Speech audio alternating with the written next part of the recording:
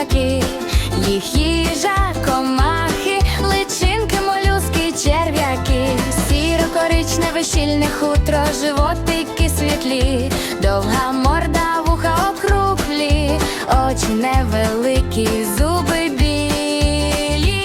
Біля людей у лісах, на полях білозубки живуть, активні уночі до 10 діток мають.